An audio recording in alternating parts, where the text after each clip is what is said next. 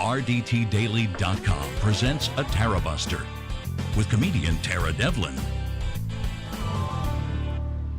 All right, hold on. Where am I? Hello. What's going on, everybody? My name is Tara Devlin. Thank you so much for hanging out. I'm sorry I'm late. I couldn't get my equipment working. And I don't know, the camera still looks kind of whacked. But, hey, that's me. What can you do? I look a little green and orange. I have no idea.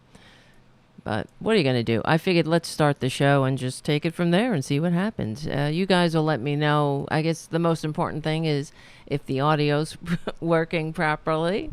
That always helps. So you guys will let me know. And we have a chat room filling up. Thank you, Jim, already for your super chat. I really appreciate that. And, you know, that will keep the show going and growing for real.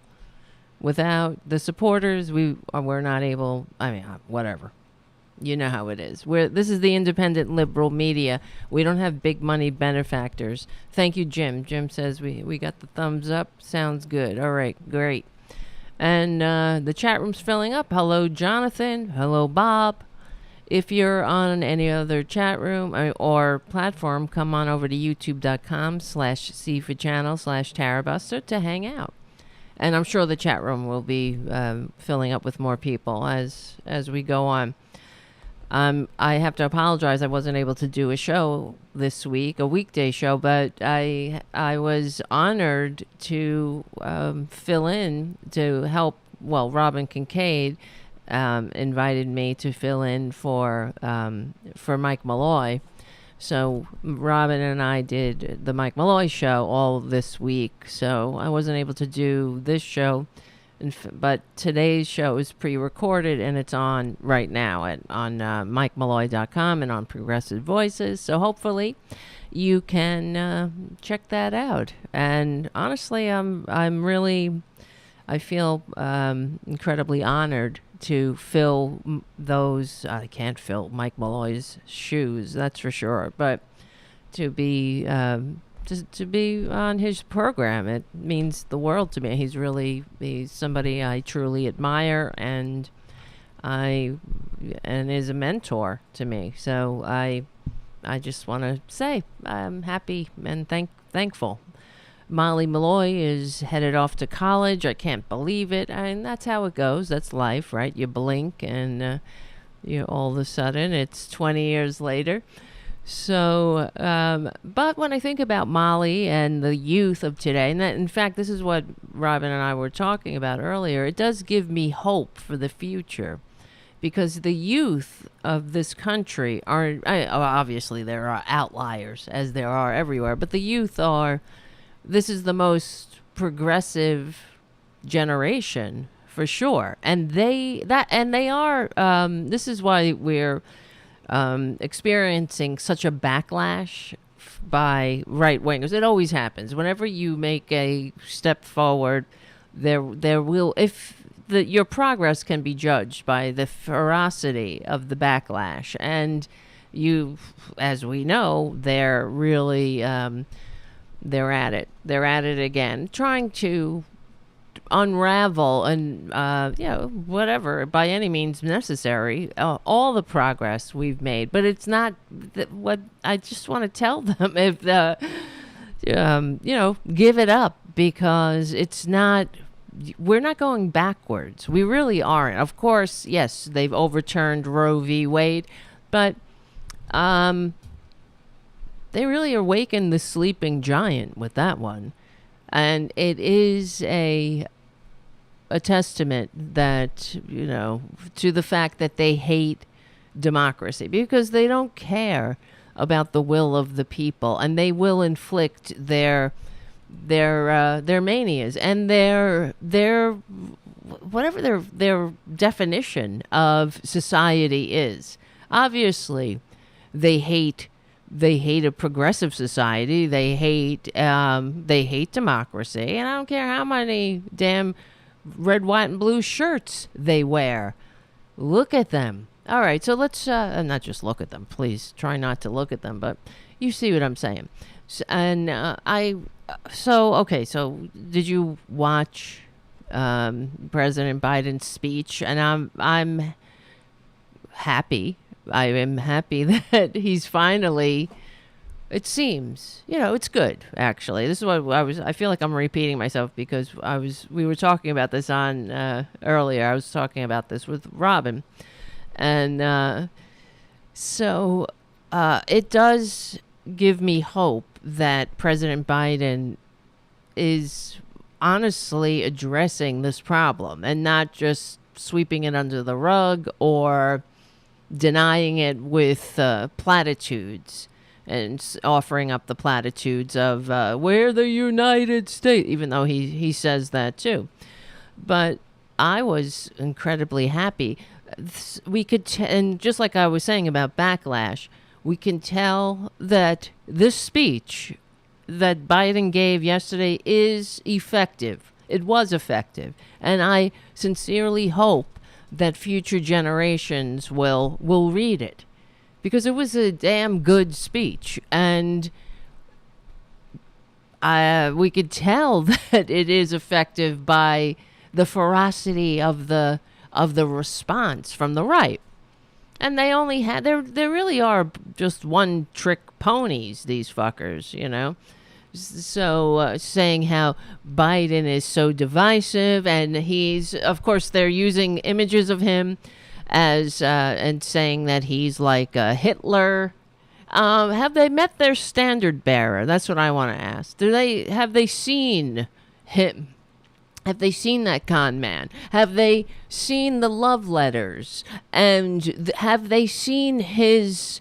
Did they see the Helsinki press conference with the con man and Putin, where he really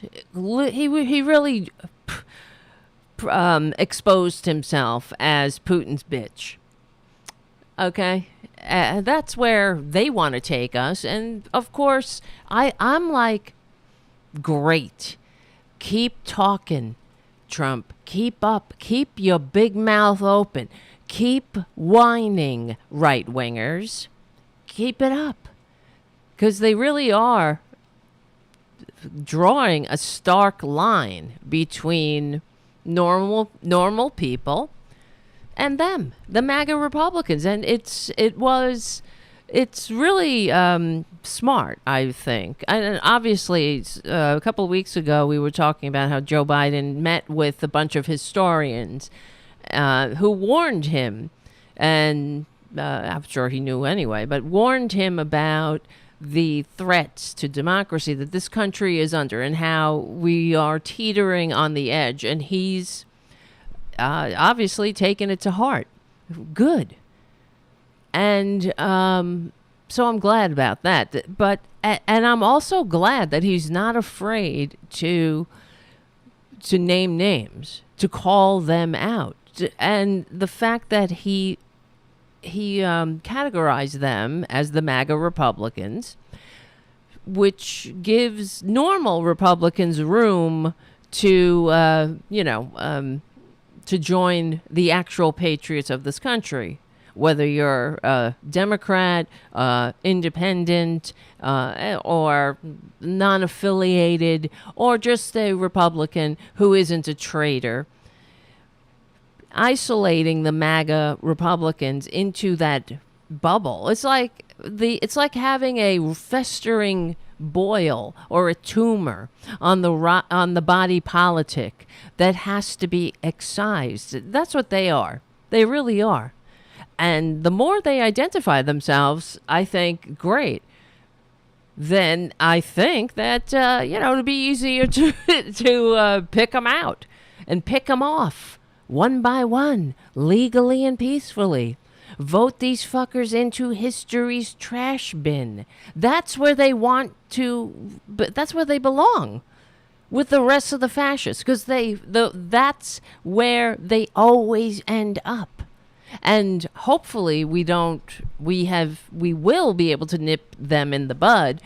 The signs are good. I'm really also, it gives me hope that one of the recent polls, and you know how the polls drive me insane, because that's all they do on corporate media is they discuss polls, and they commission polls, and then they discuss the polls, and then to me, the polls are like a self-fulfilling prophecy.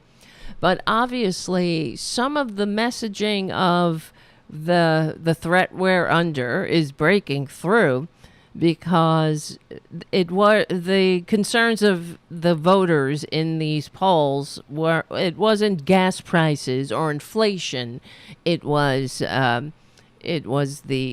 democracy itself. So good. And I see somebody on the chat. Oh yeah, Jim says, I'm glad Palin lost. Me too. That was a bright spot in my day. Hold on a second. We'll be right back. This is Tara Devlin. All right, we're back. Oh, I didn't do the plugs in the beginning, but we're on all the usual suspects. But if you can, please become a patron at patreon.com/Tara Devlin. And remember to, on Friday nights in the 8:30 vicinity, obviously I didn't make it. I keep saying obviously. I don't know. Maybe that's, why is that word in my head? I'm sorry. I'll try to switch it up. I'll try to keep that to the obviously to a minimum. But see, I almost said obviously again. We come together Friday evenings in the 8:30 p.m. Eastern Standard Time vicinity to hang out and discuss what I usually call the last days of the American Republic. Hopefully, I'm wrong. Like I always say, it sucks to be right. I don't want to be right about these things. And let's hope I'm wrong, that this republic is following, it is following the demise of other republics that came before it. But maybe we can, because you have to identify the problem, right? So that gives me hope that Joe Biden, and it obviously, let's see, there I go again. The fucking obviously. But Joe Biden and the people in his advisors, that they are taking this threat seriously and addressing it without apology. And that's what needs to happen. And that's why I talk about unapologetic liberal talk. We need that. And that's why this show is unapologetic. We don't have to apologize for being on the right side of history, decency, dignity, democracy, and humanity. That's nothing to apologize for. In fact, they should apologize for being traitors, for being the thing that gets me is, let's just go through some of their antics for a second. Well, not for a second, but part of the show. Let's discuss first of all, they're victims, right? Well, here's Kevin McCarthy whining about division. Biden has chosen to divide, demean, and disparage his fellow Americans. Bullshit. Why? Simply because they disagree with his policies. That's not disagreement. That is not leadership. It's it's not about disagreeing with his policies. You don't. If you disagree with your policies, go make your case. Do the work of democracy. You don't like that you lost? Knock on doors. Discuss your platform. They don't have a platform. Their platform is whatever they could do to please the con man at the top. And it is a grift. It's an entire grift. And none of these fuckers, this is the other thing. And it came out during the January 6th hearings how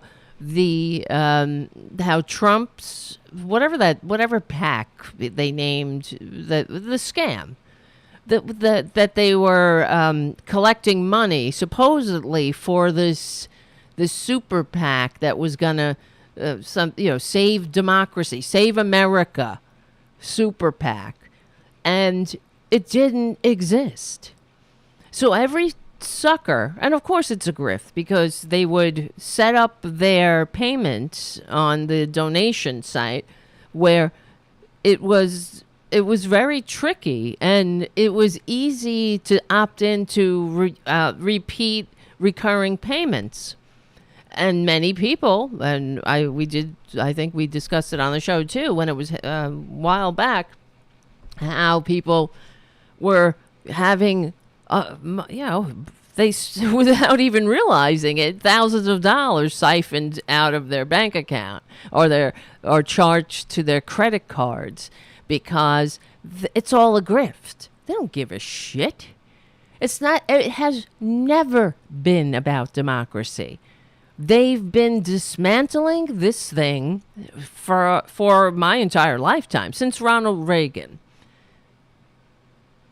Probably before, at least, Nixon tried to play the game, but they have become more and more extreme. And yeah, I'm glad Sarah Palin lost. Thank you. Thank you, people of Alaska.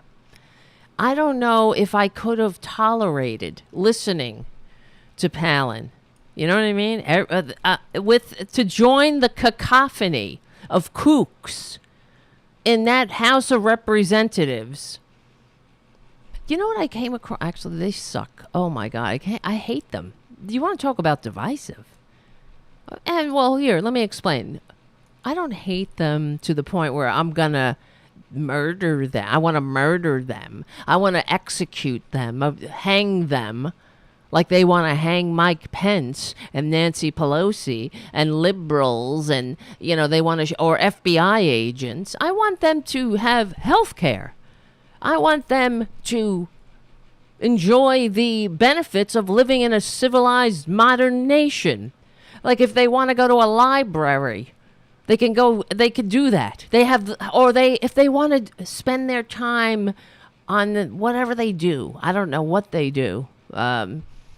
Cooking meth? Well, you shouldn't be doing that. But on a Trump boat parade that sinks or something, go right ahead. I want you to have the leisure time to do that. You don't have to toil in the fields and await your reward in heaven. That's what we're doing. That is the hallmark of civilization, right? And I'm sick of these Republicans. Wait, what was I saying? Here, hold on. Let me show you. You want to talk about divisive?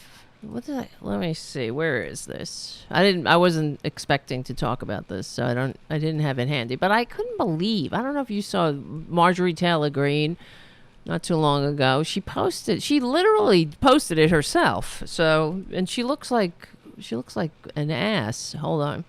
Marjorie, I refuse to call her MTG. Marjorie Taylor Greene.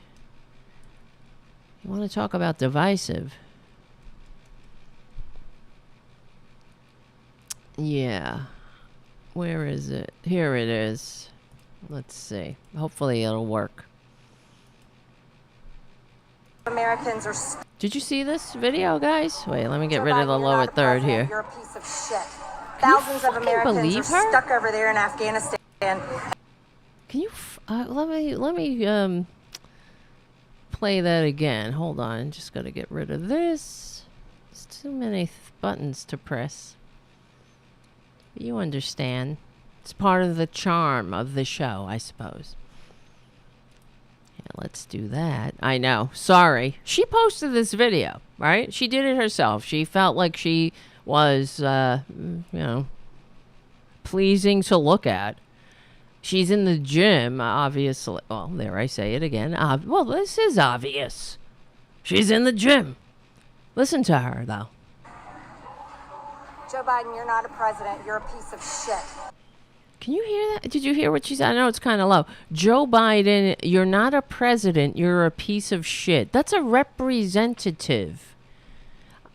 I find that offensive. Not just because she's using a 4-letter word, but she has no business being a representative. She's disgusting. And you want to talk about divisive? This bitch calls the president of the United States a piece of shit. These are people who sell FJB merchandise. Fuck Joe Biden. They can't even, not only the Let's Go Brandon, the sophomoric baby infantile Let's Go Brandon chants.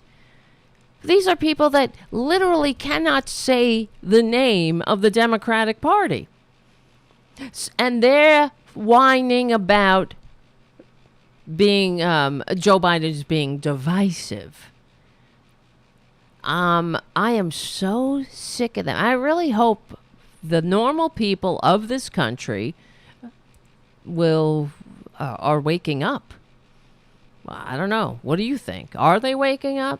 I hope so, because it was genius in a way, that the way they've branded this cult, and we're able to isolate it. It's like a cancer cell, and excise it from the body politic. That's what has to happen. And then the more they identify as MAGA, because they're all over talking about, I'm a MAGA Republican. Yeah, we knew you were. We knew you, Lauren Boebert, banned from the bowling alley. We knew you, Matt Getz, the sexual predator. Yeah, we know a lot of you are MAGA. And Kevin McCarthy, the other thing, when I hear Kevin McCarthy speak, he sounds like such a phony to me. It's like someone trying to muster some kind of human, like emote some emotions that he saw other people actually effectuate. Is that a word? Effectuate? Yeah. I know, right? Jim on the chat says, such a godly, demure woman. But when I saw that video, and that was a few months ago, Joe Biden, you're a piece of shit? What are you talking about, bitch?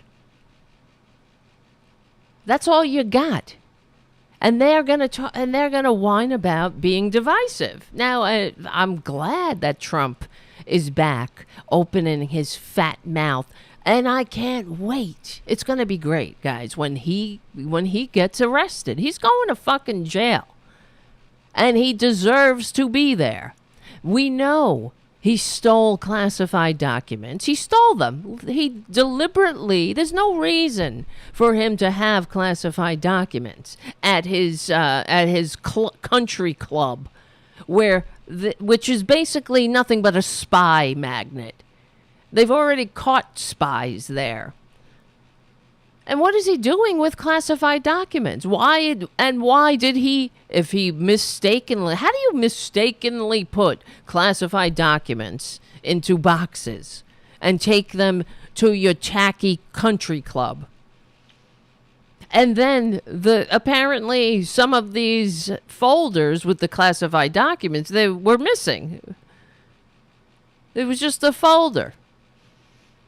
Well, where are they? Where are the classified documents? And why are you holding some classified documents back? And does the $2 billion that what's his face Jared got from Mohammed bin Bonesaw, does that have anything to do with the classified documents?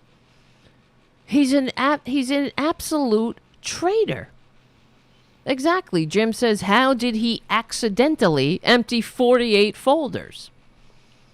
He's a traitor. We know that. You see, these people, these filthy traitors, all of these Republicans, they hate this country. They hate the constitutionally limited democratic republic. That's why when they win, despite receiving fewer votes, they don't act like they want to unify the country. And then this is something that I was talking with Robin about on when we were subbing for Mike Malloy, and they do whatever they do, that you think about. I really do wish, actually, now that I'm saying this, that another example, of course, Joe Biden would never mention it, but they talk about drinking liberal tears.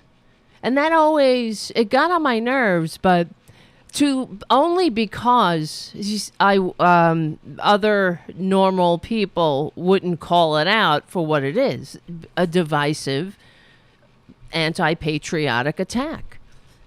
If you're motivated by drinking the tears of your fellow Americans, then you are a fucking traitor. You should be embarrassed. And the fact that they don't realize it says everything we need to know about them. The fact that they do not realize that they actually think they're patriots. And they are clueless about what this country is, how it was founded, as the antidote to everything they stand for.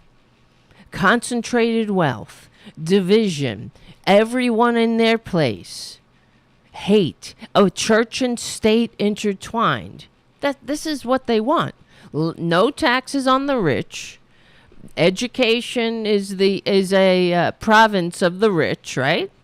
That's what they want. They don't want government schools. Everything that is required to have a functioning democracy, they hate. They attack public education. They attack the press. In fact, they allowed one of our journalists to be lured into a Saudi embassy and murdered and dismembered alive. And then immediately that day, the fucking con man tweeted how great the Saudis were. You see how scummy they are? And another thing we were talking about on the Malloy show about how, well, you think about everything that these filthy fuckers did. Like, for example, Trump giving out medals of freedom, cheapening the Medal of Freedom, giving out a Medal of Freedom to Rush effing Limbaugh, the Barack the Magic Negro guy, the racist, the one who said some people are just born to be slaves. He gets a Medal of Freedom. And also giving a Medal of Freedom. Who else got one? Devin Nunes. Hold on. Let me see. Hold on. Who else? I think Jim Jordan got one too, right? Complete, just like they wiped their ass on the curtains of the Capitol. This is the equivalent of doing that.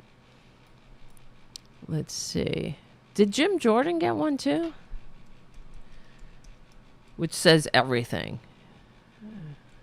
It really does. And it cheapens everybody who got the Medal of Freedom.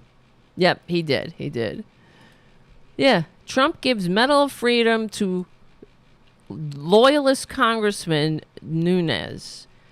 This is from, when the hell was this? In 2021, 1,000 years ago. Devin Nunes, who defended Trump in the investigation into Russian interference in the 2016 election, has been awarded the Presidential Medal of Freedom. Fuck you. He's the one. Remember that went and snuck around like a little roach, tipping Trump off to the fact that his crimes were catching up to him? Oh, and oh God, I can't handle it. Every time the other thing, we'll talk about that in a minute. Well, I'm going to play a video. In announcing the award, the White House says Nunes helped unearth, this is what quote unquote, unearth the crime of the century. You mother effing traitor. And thwart a plot to take down the sitting United States president. You piece of dirt. And that's going to go, but when future generations, what do you think is going to happen in the future? When historians and patriots and normal people look back on this time, and they look back on who received the Medal of Freedom. You know who else? Who else? Let's see. I think Rosa Parks received one. Let's see. Medal of Freedom recipients. Let's see. Wikipedia. Let's go there.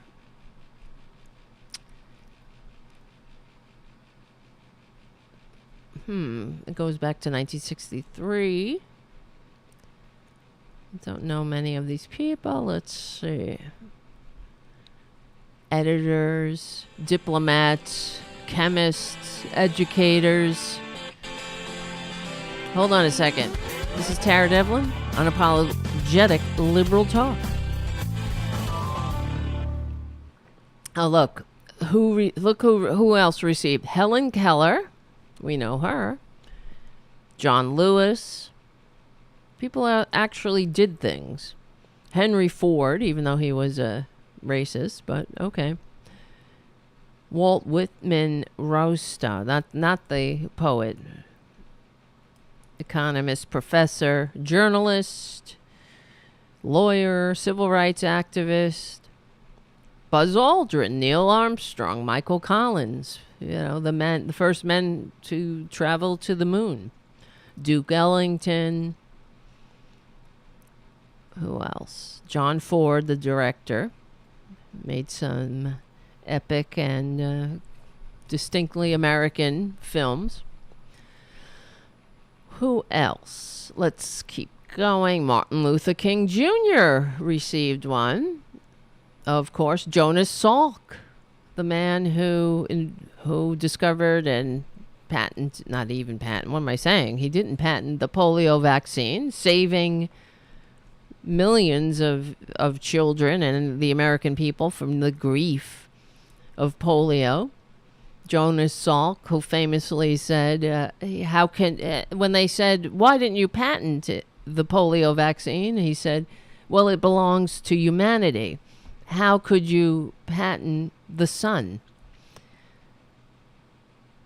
Makes you think, right? As people are paying, they're not able to afford their diabetes medicine and things like that. It's disgusting. Let's see. Who else? We're getting closer to time. Jackie Robinson. Just picking out some. I mean, there's a lot of people on this list, but Lucille Ball received one. Yes, she deserved it. She's an icon. Margaret Thatcher. Oh, no. Oh, I hate these Republicans. Really? You gave Margaret Thatcher a Medal of Freedom. They don't seem to understand that Margaret Thatcher is not American, but she gets a Medal of Freedom. Okay, I guess you don't have to be an American. Colin Powell, Norman Schwarzkopf received. I'm sure these are all Bush administration. Who gave Margaret Thatcher a fucking Medal of Freedom? It doesn't say. 1991. Who was the president? 1990. Is that Bush? I don't remember. Yeah, George H.W. Bush. Of course. Because these Republicans have a fetish for Margaret Thatcher, even though she was a divisive bitch who destroyed the labor movement, and destroyed unions in England. Homelessness was rampant. Her attacking the English because she was an ideologue who thought one of her excuses for all the chaos she caused was like, when you're sick and you're laying in bed, and I'm paraphrasing, and you what's better, someone that says, oh, they're there, you just rest and take care of yourself, or is it better for someone to say, all right, get up, work through the pain. That's what she likened it to. That people were just lazy and they needed to get their asses kicked a little to be more productive. Because that's all, that's all that matters. The meaning of an economy is you are, as Ayn Rand said, grist for the mill. How did she put it? Fuel to be burned for those who deserve it. That's exactly what she said. So, okay. Rosa Parks received a Medal of Freedom. Ugh, Bob Dole. Well, and it is interesting. Of course, you could see how they're being politicized. Of course, why else would you give a Medal of Freedom? What to Margaret fucking Thatcher? Medal of Freedom. Get the fuck out of here. All right. Muhammad Ali got one. Tony Blair, of course. He got one too. Because he was a co-conspirator in the illegal war. I'm sure that was George Bush Jr. Holy shit. Who gave? Oh, okay. George W. Bush. Oh, my God. Maya Angelou. Angela Merkel got one. Toni Morrison. Here we go. Let's keep. Oh, Joe Biden. Yeah, that was President Obama gave Joe Biden one. Babe Ruth. Simone Biles. Where is Oh, yeah, here we go. Rush Limbaugh. Here's the ones in 2020. Oh, he gave one to Tiger Woods. The asshole gave one, yeah. Rush fucking Limbaugh. Devin Nunes. Jim Jordan. Ugh. God. The embarrassment. Jim Jordan. Him. That guy. Anyway. God. Thatcher. Right. Jim says Thatcher was very Randian. Well, they are. And we can trace the miseries of the past 50 years right to the doorstep. Well, is it 50 years? Has it been that long? 40 years of Reagan and Thatcher. That's for sure. They were two peas in a pod. Well, apparently they had a very good relationship. Like Trump, who had a great relationship with all the world's dictators. Like Kim Jong-un, who played Trump like a fiddle. Isn't that embarrassing, Republicans? Aren't you embarrassed that this little pissant tin pot dictator played your con man? So he played him.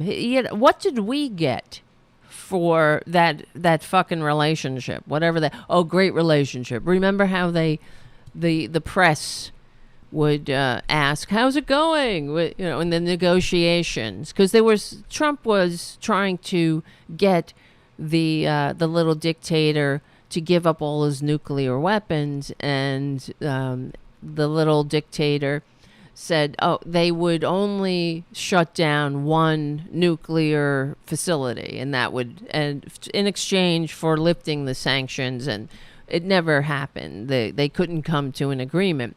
But that didn't stop Trump from yet again tweeting. Remember this? It's all coming back to me. Tweeting to the tin pot dictator, saying, "Hey, meet you at the border for a photo op." And that's all he did. All that Trump did was give the tin pot dictator propaganda material to remain the all-seeing, all-knowing God of North Korea, while the people of North Korea starved, literally, and they're starving. And I think we would discuss actually this week when we were filling in for Mike Malloy, Robin and I was recalling how one of the North Korean defectors recently there was a North Korean soldier who ran across the border, and while he was running, he was shot by other North Koreans, and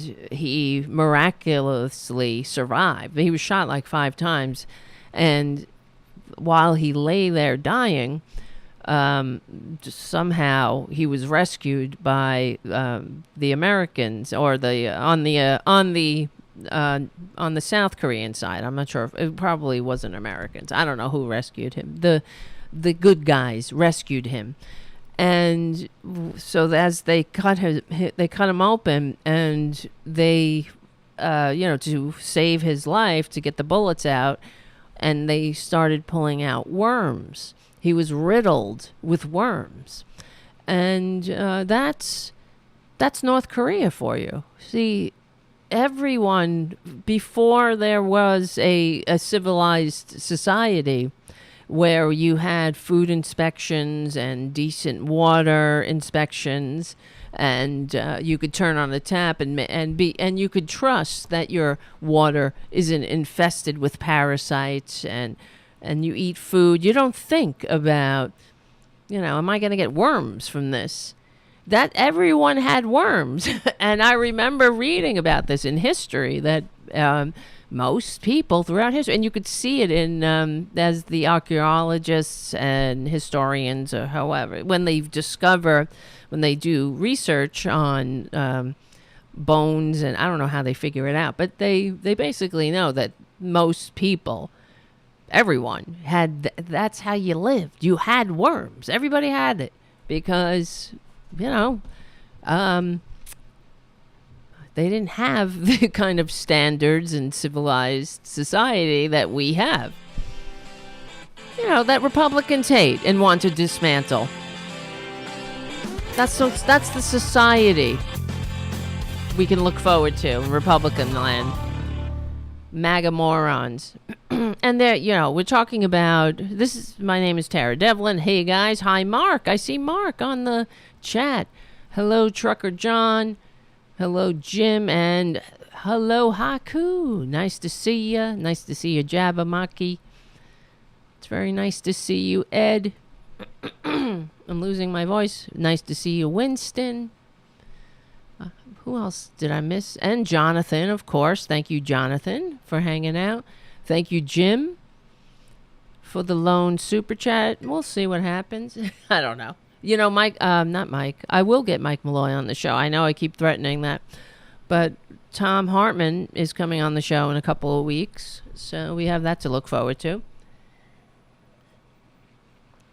So, the show, whatever. The show is what it is. We should be proud of ourselves for doing it anyway. Like, look how orange I am. Let's see. Let's see if this fixes it.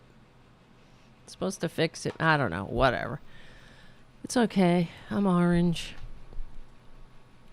But what are you going to do?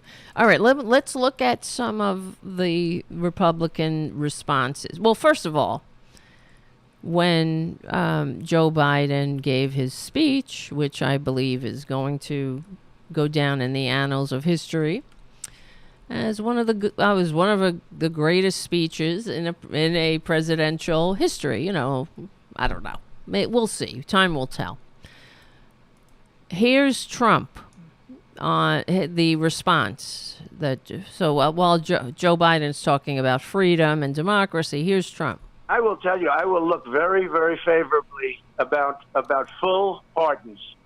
If I decide to run and if I win, who's that bitch? I will be looking very, very strongly about pardons. Amen. Full strongly. Well deserved. I think that's probably going to be the best, because even if they go for 2 months or 6 months, I mean, they have sentences that go a lot longer than that. Years and years. But we'll be looking very, very seriously at full pardons, because we can't let that happen. What's happened here, and I mean full pardons with an apology to many, an apology. Amen. Unbelievable.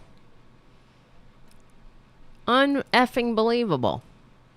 And so not only are these people traitors who assaulted the Capitol, who beat the police, who engaged in hand-to-hand combat with the police for hours, who showed up at the Capitol with assault weapons and zip ties, cattle prods, maimed the police, the Capitol Police. People, I was reading some of the injuries. One of the cops lost his finger. Unbelievable. I'm trying to find, let's see. Here, look. These are the ones he wants to pardon. We're boots on the ground here. We're moving on to Capitol.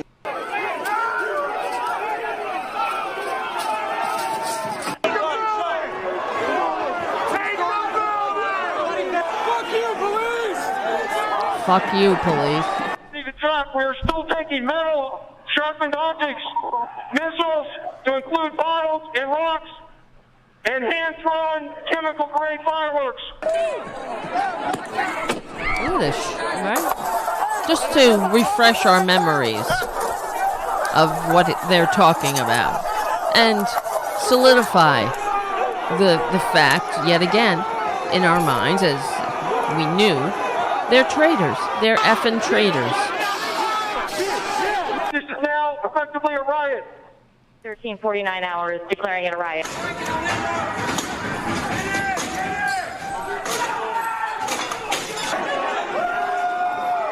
Look at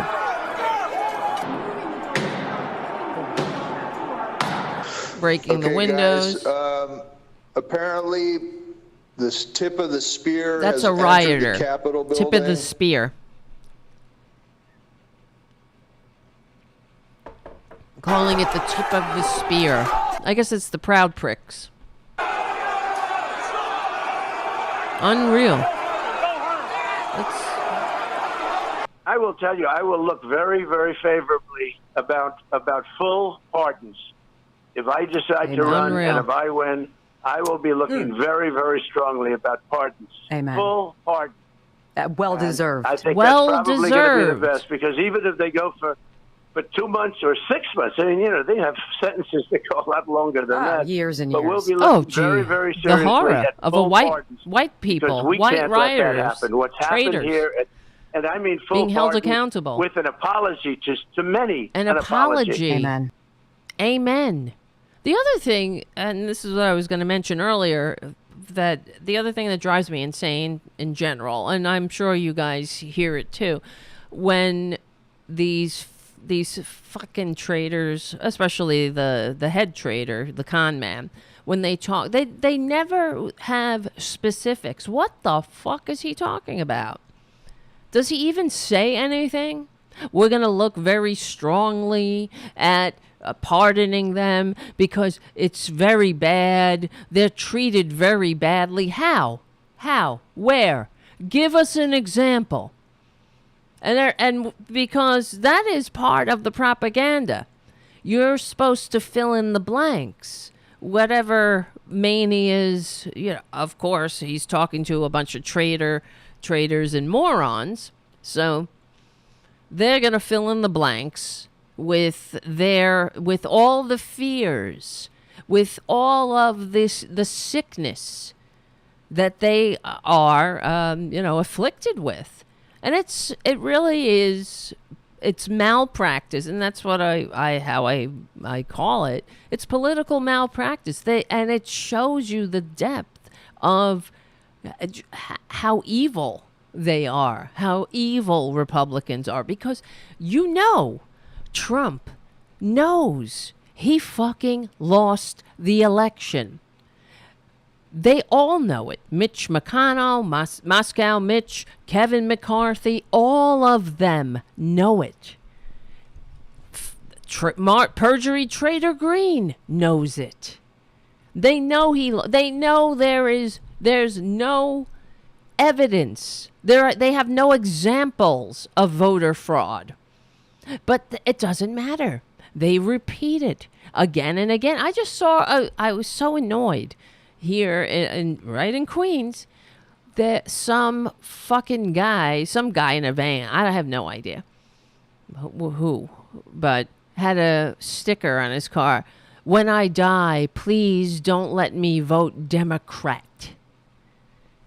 And where are you getting that shit from? I mean, how embarrassing it is for a sucker to drive around with a sticker that does nothing except betray that there's something wrong with him, that he is a dumbass, that he is an easily led dupe who is really a traitor to this country.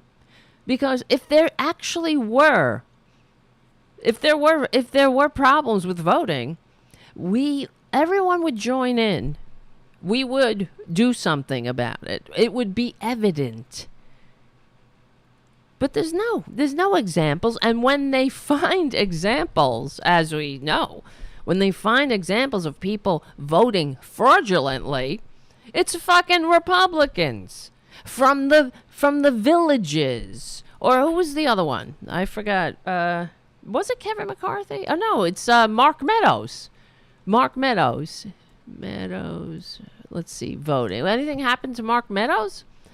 Mark Meadows simultaneously registered to vote, not in one state, that's normal, not in 2 states, but in 3 effing states. Unbelievable. And he's saying he's saying nothing but everything at the same time. He's not saying anything specific. Oh, they're being treated so badly. It's so wrong. What? What's so wrong? What? How are they being treated? If you know that they're treated bad, tell us. Show us. What's going on? They're not being treated. They're being treated like the fucking traitors they are. In an American prison. I know it must be shocking when white people actually go to jail, when they're held accountable for their crimes. But we know the fact is that if it were Antifa, if it were Black Lives Matter who attacked the Capitol, they wouldn't be in jail. They would be in goddamn coffins. As we know. Well, right? They'd still be wiping up the blood. But it is, this is the thing that it betrays how evil they are. So there are other Americans who are traitors, of course, but they're dumbasses. They don't realize it, They actually believe this sucker. Just like the dumbasses who believed that Trump University was going to make them into a successful businessman or woman like Trump, who wasn't even a successful businessman himself. Hold on. All right, this is Tara Devlin. Thank you, Jim, for your double super chats. And thank you, Mark, for your super chat. Nice to see you, Mark. Never forget that we are the majority. Exactly. And people have asked, what's a super chat? If you don't know, super chats are on YouTube. When we're during the show, people can chat like a tip or something, and I'm talking about, like a monetary tip to keep the show going, and when you do that, it's called a super chat, but you can also attach a message or an emoji or something. That's what super chats are. It's not just a chat, it is a chat with with support for the show attached and a message. Where are my sisters tonight? Lavender asks. I don't know. We got a lot of men in the chat room. That's all right. Where's my sisters? Come on over to youtube.com/C4channel/Tarabuster. I know it's very difficult to, I don't know, I keep saying it. I got to get a more regular schedule for the show. It doesn't help. I got to do a show. Like, my dream is to be able to do one every night, but it ain't happening now until we get until we have the support. You see, the other thing that pissed me off about this clip, let's bring it more home in a way. It's another example, and this is what I was talking about with Robin earlier. Who is this woman? Who is that bitch? Right? I never heard of her. Why is the former so-called president of the United States on her show? This is what Republicans do. You think I would ever get Joe Biden on this show? Forget about it. Or, I mean, I don't know. Many, because we're not a big show. And that's what, not that I wouldn't mind being more widely known, only because it gets the message out. But that's something liberals don't do. To my eternal frustration. The other liberal media pundits, the other, even the what do you call it? Politicians. They don't support the independent liberal media like Republicans support their fascist propaganda outlets. You understand? This is why they are able to spread their divisive, hateful lies. Because they know that they need the platform, because that's all they have. They want it to be that everywhere you go, everywhere a citizen goes, they will encounter the lie. They encounter the message of the liars. So it's ubiquitous. And they support even the most outliers of outlier shows everywhere. They go, Instagram, whatever, TikTok, but they will support these shows. And then you'll have this bitch on Fox News, I bet. That's what they do. This is what they do. They did, especially if you are a podcaster with darker pigment. They'll put your ass right on Fox News. And these people, the other thing is they're dumb. They're dumbasses. I do not understand it. I don't get it at all. Why do people want to listen to dumbasses who have nothing to offer? What are they offering? Like, why are you listening to Tommy Lauren, who a few short years ago, she was sitting in a summer school class tweeting, "Summer school sucks," in high school. And saying another tweet, she said that work sucks, but at least it's my mom's store, so it's chill as fuck. That's who you're listening to. Stupid. Oh, also, I mean, whatever. Who cares? Fuck them. It's just, to me, I don't get it. I do not get it. But thank you, Drifter Road to Numbness, for your super chat. I love that name. And I thank you, too. Thank you, Drifter. I love it. Road to Numbness. Can I come? And hi, Shannon. Nice to see you, Shannon. Very nice. And Jabbermocky. Hello. All right. Yeah, but that's who he's talking about. I really wish that the corporate media would push back, of course, but they don't. They'll play these clips, but they never say what we're saying here. Like, why? The specifics. Let's get the specifics. What the fuck is he talking about? It's like they do it all the time. You can't let. I mean, if there are such crimes happening, detail them. I want to hear.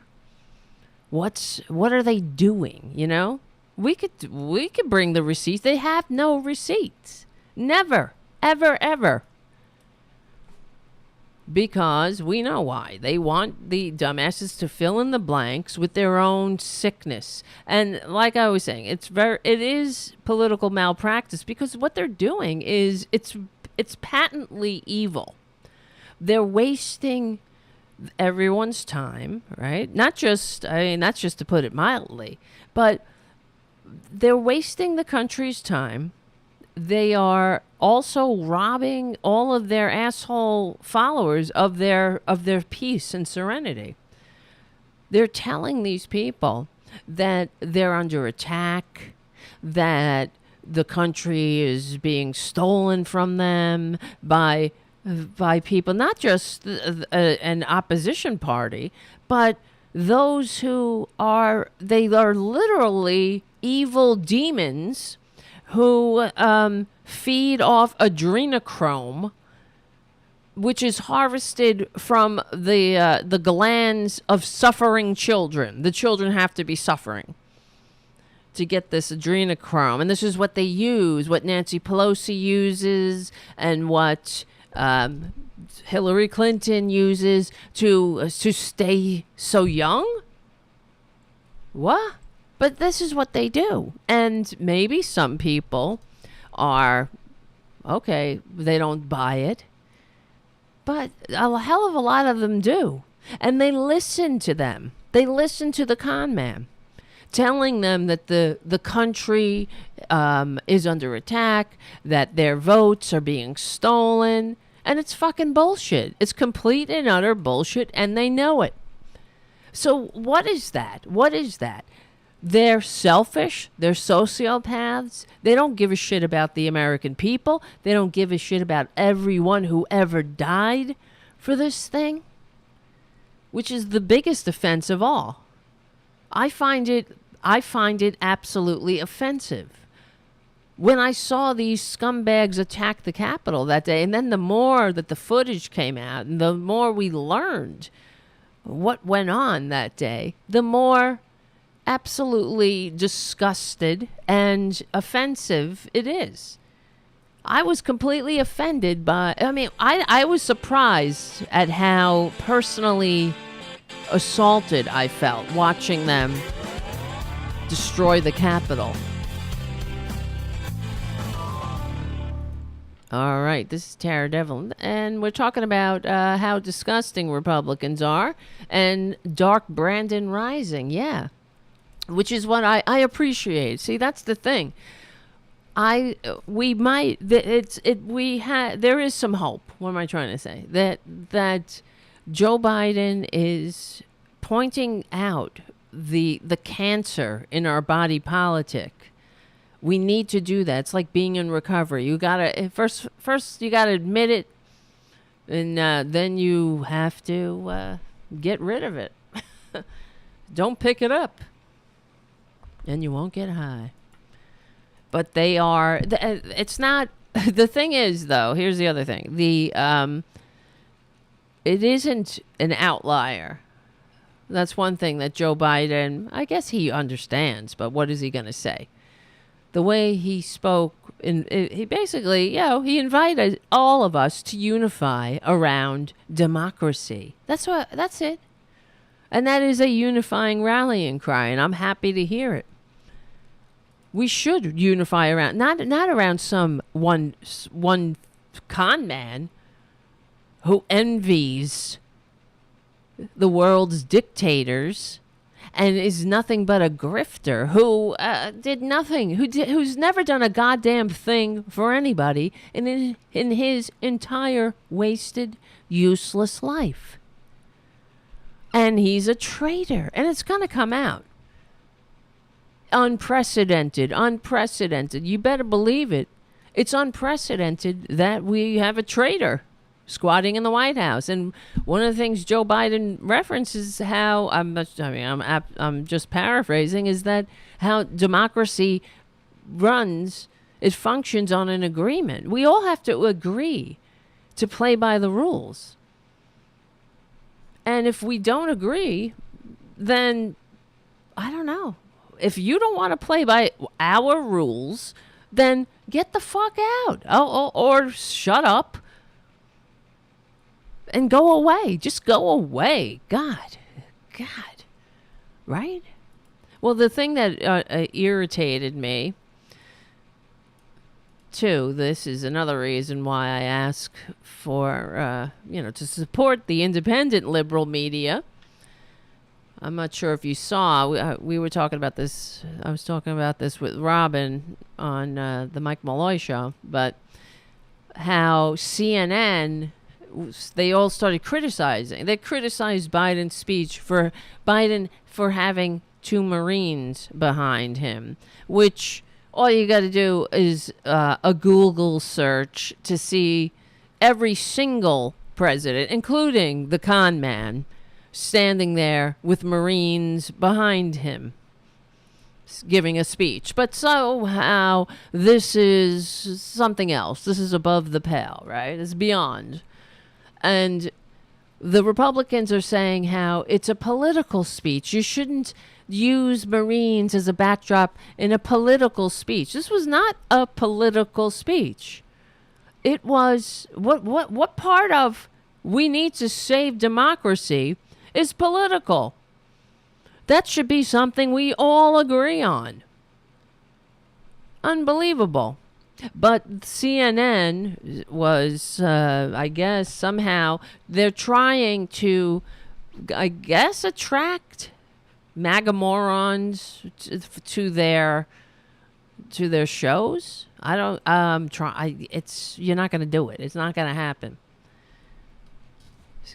But one of their pundits tweeted, Brianna Keeler, I'm not sure, how do you pronounce her name? Whatever you think of this speech, the military is supposed to be apolitical. Positioning Marines in uniform behind President Biden for a political speech flies in the face of that. What did she say? It's wrong when Democrats do it. It's wrong when Republicans do. Fuck you. It's not a political speech. This is a speech to all. It was a official White House speech to all Americans that we got a problem here. The whole world knows it.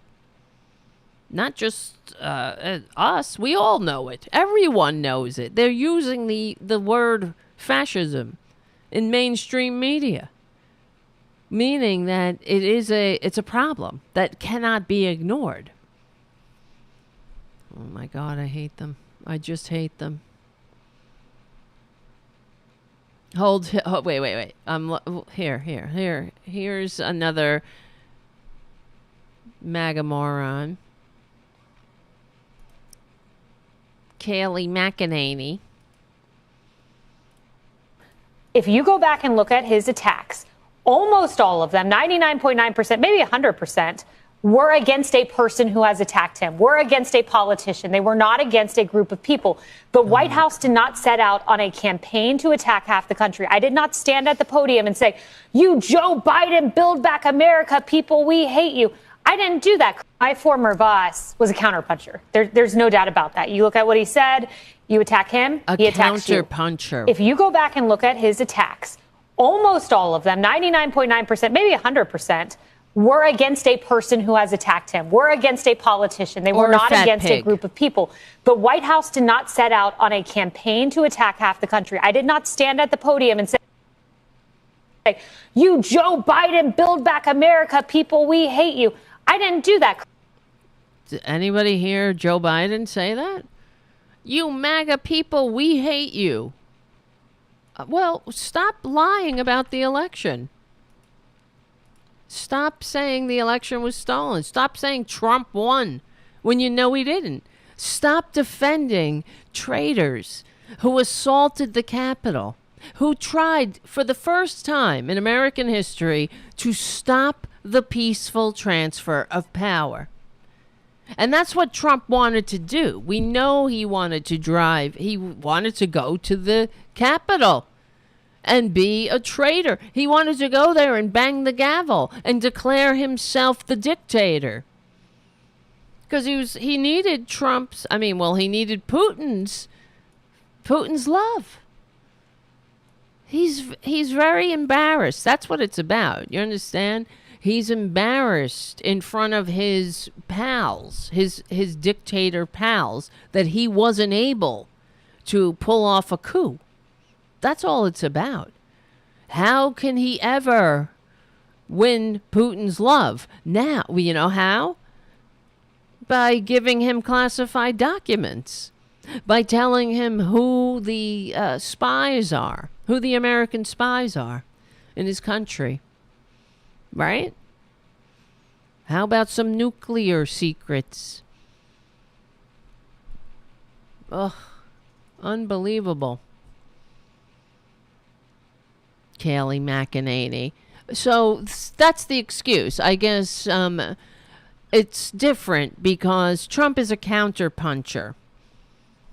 Bullshit. Trump is a petty little bitch. That's who he is. He never counterpunched. He has a thin, eggshell, fragile little ego that was easily manipulated. You know why? Because he's a con man, and he knows that. That's all that is. If somebody calls you a name, like if somebody said to me, you know, Tara, you're a purple giraffe, I'd be like, all right, whatever. You don't go mad. You don't go, you're like, okay, because you're not a purple giraffe. You understand that. But he understands that he's a con man and that he is a fraud, an absolute and complete and utter fraud through and through. You only behave like that if you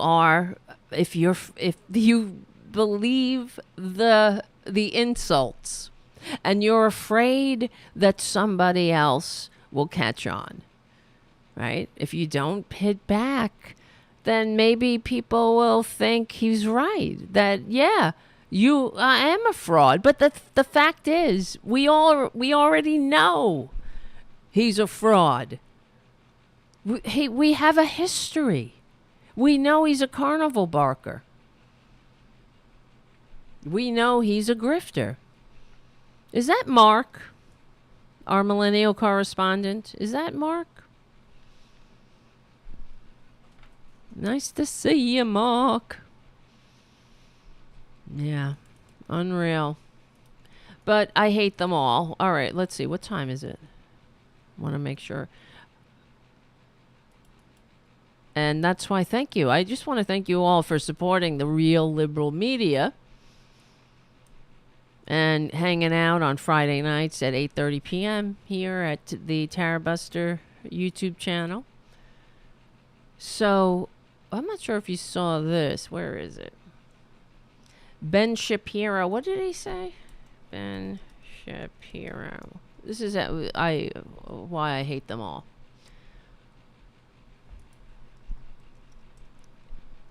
Of course, he was blaming gays for something recently. He was blaming gays. I think he's gay. That's because he's gay. Hold on a second.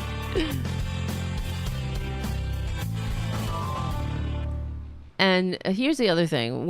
This is what always drives me insane, because personally it drives me insane, how when you Google, let's say, political talk shows, you're not going to get Tarabuster. You will get Charlie Kirk, Ben Shapiro. That's what will come up.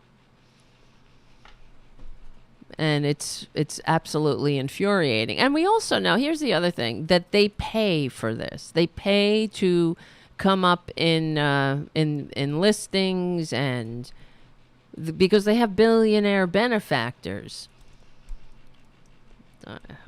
And it actually, here, I wanted to play this. Wait a second. Diamond. Where was this?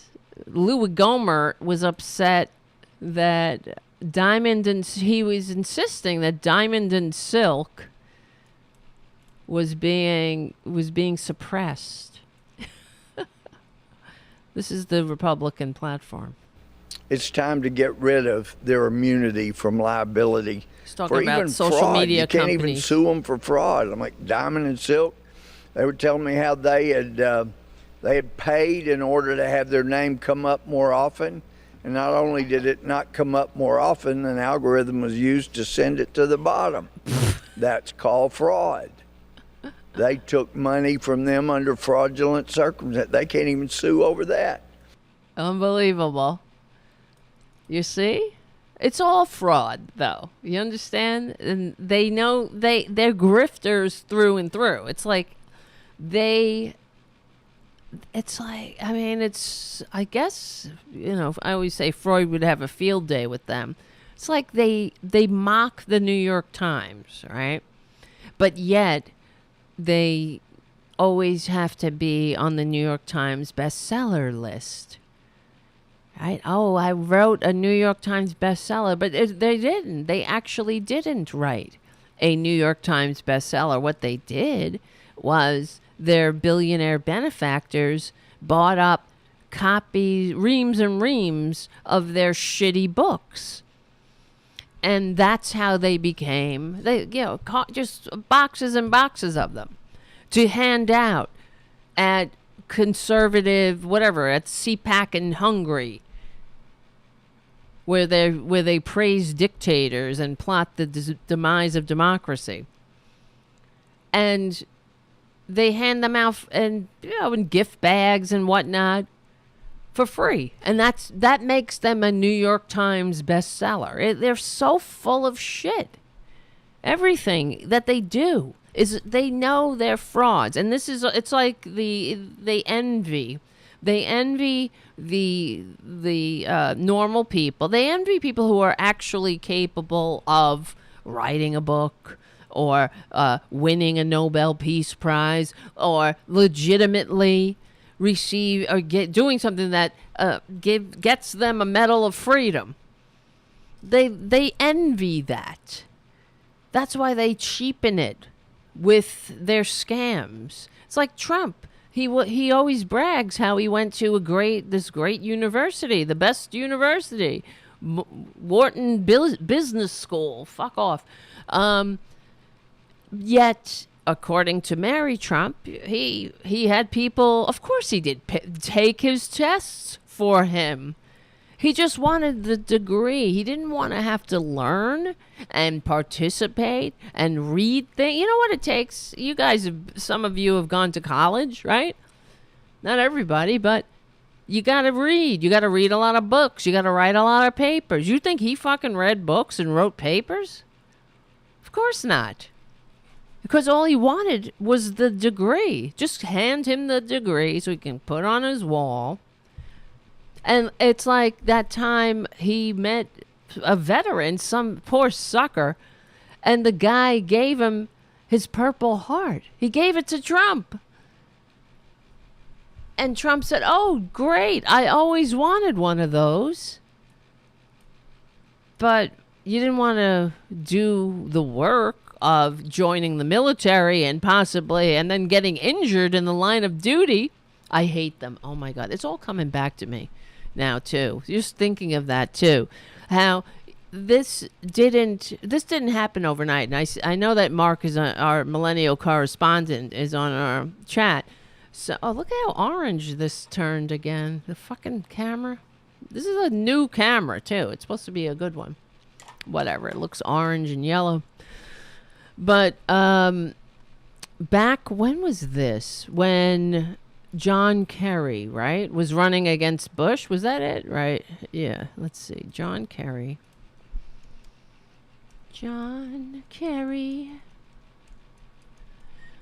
Was so many moons ago. 2004. Wow. I remember. I was there. And John Kerry, who had served in the military and had received a few Purple Hearts. I think he received a couple of them, 2, if I'm not mistaken. I might be wrong, but he at least had 1. And they mocked his service to the country. And in the Republican National Committee, when they had their convention, I don't know why everything is orange, but we'll just go with it, okay? They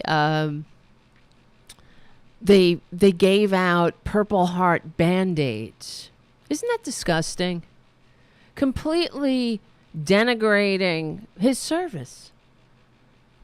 Saying, oh, he didn't really deserve a Purple Heart. He just had a scratch. And he made a big deal out of it. That's why these people are so unfit. And that's not, the act. These people are not, it's the bar started to, the low, what's the word? It happened years ago. It didn't start with Trump.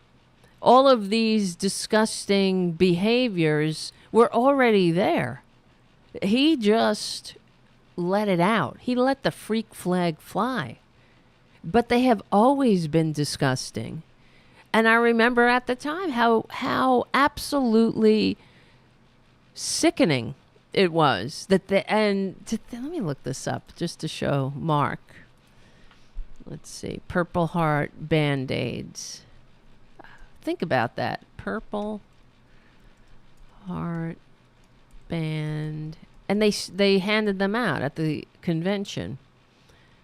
Republican? Let's see. Yeah, delegates mock Kerry with Purple Heart bandages. Let's see if there's any pictures here. This is from the olden days. Nope. Let's see if I can... Oh, yeah, here we go. Here's some images from Google Images. Look at this bitch. Ha ha ha. She's wearing a Purple Heart Band-Aid. Isn't that fucking funny, everyone? But you see what I'm saying? They always hated democracy. They always hated the troops. They hate the military. They just like a military coup. You know, they like the military if it is stocked with traitors who want to overthrow the government that the founders fought a revolution to create and entrust to us. That's it. They always mocked the troops. They hate the troops. They want the troops. They would rather you die in the line of duty than come home and become a veteran that might need some services. And if you put your ass on the line and you actually take a hit for this country, they'll mock that. Isn't that disgusting? Really? Aren't they disgusting? I don't even know the words. But this is something this was 2004. So almost 20 years ago, and we know it's been a snowball. They've only gotten worse. The more and more and more, the more emboldened they are. George W. Bush squatted in the White House despite receiving fewer votes. They just expect to win, even when they lose, even when they act like monsters. You want to talk about division? They want to show me a fucking example of these scumbags unifying the country. Anybody? I don't think you. I'm open to it. I'll talk about it on the air. I want to be wrong about them, but I'm not. But this is just the end of the Progressive Voices part of the show. But guys, become a patron at patreon.com/Tara Devlin. Hang out on Friday nights, 8:30 p.m. at youtube.com/C4channel/Tarabuster. And we will win. We're on the right side of history, decency, dignity, and democracy. We stick together. We win. My name is Tara Devlin, and I will see you soon.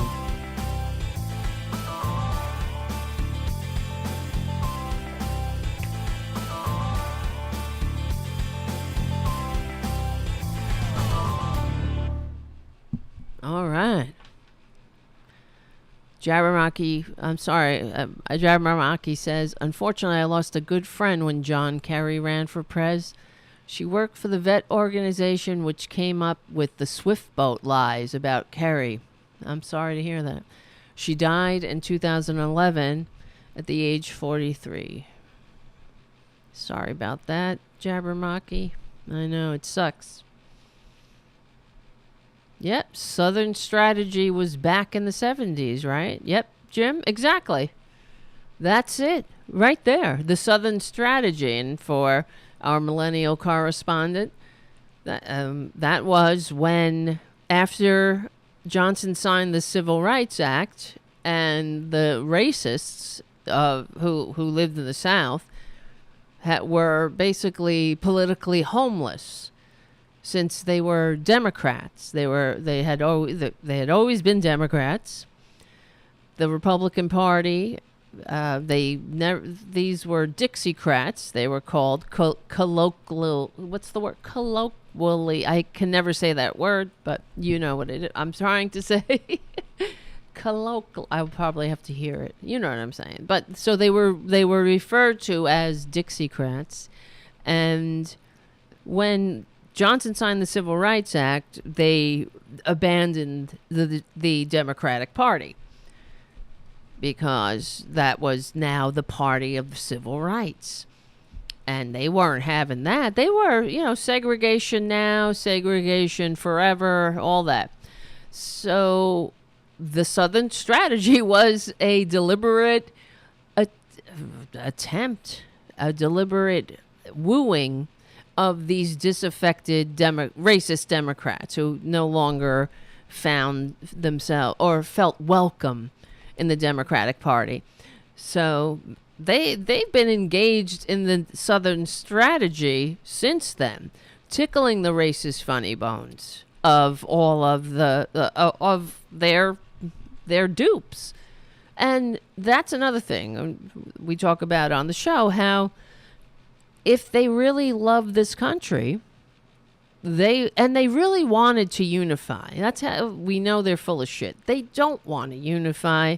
If they loved this country, they would do the work to unify it. They wouldn't whine about Black Lives Matter, right? They would try to understand. If they sincerely and seriously don't understand what the Black Lives Matter movement is about, they would try to understand. They would try to rectify the racist policies that create the divisions in this country. They would get rid of them. That's the thing about, they hate affirmative action, of course.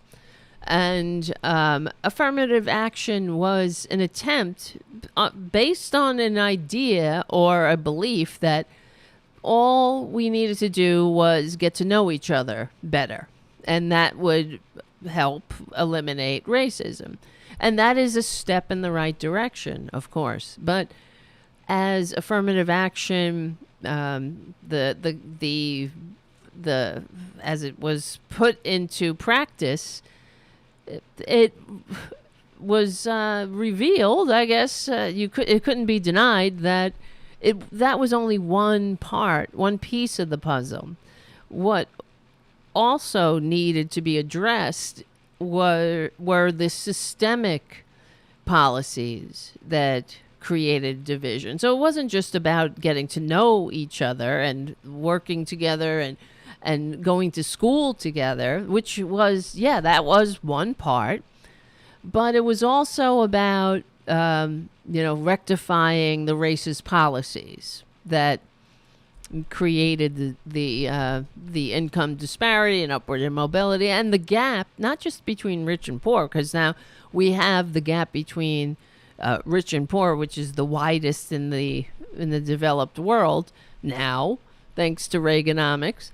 But also, then there is the gap of from that is even wider for people who have darker effing pigment.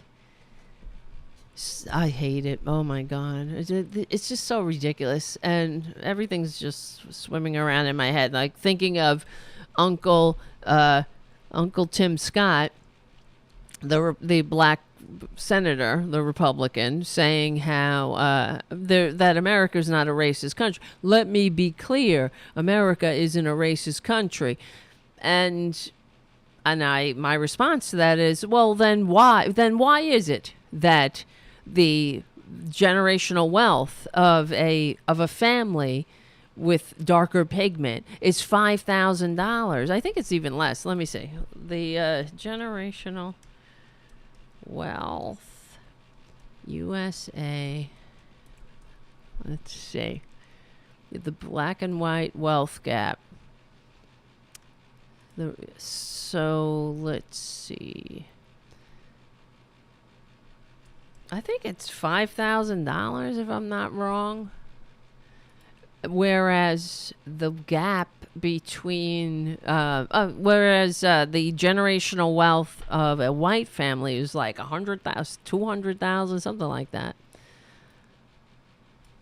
It's the gap is stark and wide. So if that's the case, if America's not a racist country, then what are you saying, Uncle Tim? You're saying that this wealth gap between white families and black families is there because black families, families with darker pigment, are somehow worth less, or they work less, or they deserve that. That's their actual. That's what they have been able to accumulate on their own steam because all things are equal, right? That in itself is what he's saying. He's a racist. He's a fucking racist. But whatever, it doesn't matter. Really, how do you get like that? How do you get like that? How do you become a black Republican? Or a gay Republican? Oh, I like their fiscal they don't have any policies. There's no Republican platform except own the libs, destroy democracy, lie. If you don't lie about the election, then you're not in the club. This whole party is an irredeemable death cult, and I'm glad we're now, calling them the MAGA Republicans. It's good. It differentiates the very few normal, quote unquote, relatively normal Republicans who won't cross that bridge into fascism. They won't. So that's good. Because if you think about it, right? So you have the left and right. That's why the Republicans always call us commies and social. Well, we are socialists, democratic socialists, but but no one's talking about communism. No one's talking about that. We're talking about universal health care. That's it. Universal higher education, living wages, retirement security, freedom, like every other country. All other countries have health care. Are they all communist? No. No one's saying that you can't be an entrepreneur, which according to Republicans is the pinnacle of human existence. But no one's saying that you can't do that. We're just saying if you want to play in our reindeer games, you have to follow certain standards. Like if you work and you sell food to people, you can't sell them food that's going to give them worms, because we're civilized. That they don't seem to get that. But so if you take if you take the right-wing ideology to its ultimate conclusion, you will get fascism. Conversely, if you take the left to its ultimate end, you'll get communism. But no one wants communism. We're not talking about communism, but we're talking about fascism now. They have always been fascist. Now I've said in every Republican chest beats the heart of fascism, and I'm 100% correct. In my chest, there isn't a communist heart. I'm not looking to live in a communist society. Nobody wants that. I knew a friend of mine. She grew up in East Germany, and she doesn't live. She lives in Germany now, but she talks about how when she turned, I don't know, whatever age that you could drive over there, that her father said, we got to get you on the list to get a car. So stuff like that. So everyone got a car, but it was a piece of shit. Everybody had a piece of shit car and a piece of shit house or apartment, and they worked in their crappy whatever, making these pieces of junk. And, we're not talking about that. All we're saying is we should have regulation. The capitalism should be regulated. That an economy should function not just for the few at the top like it used to do, like in the thousands of years that came before, and the system that the founders overthrew for a reason, right? We're not saying, we just want to have some regulation. Like, if you work with people, if you hire people, they have to be, working in decent conditions. You have to be safe. You have to treat them like humans. Right? And when you get old, and as the cycle of life, once an adult, twice a child, is the saying, then we will ensure that you won't have to live on the street like before, like it used to be, when there was no social safety net. And 40,000 homeless people roam the streets of the Bowery in New York. Jesus Christ, help us. I don't know. But they are literally fascists. But I find it fascinating how, of course, how Republicans are. They're saying their motto really should be, I know you are, but what am I? Because they talk about Joe Biden being a fascist, and they show pictures, because he gave a speech that said the truth. The truth, it hurts, but before the truth sets you free, it will piss you off. All right? MAGA Republicans, look at yourselves. Look at yourselves. Look at what you've done. Look at where you have taken this country. We're boots on the ground here. We're moving. Look. We're going to have to run next to at least this capital we can defend. We got to hold what we have. Take your pins off. Yeah. The fuck? Take your pins off. Look at yourselves. Traitors.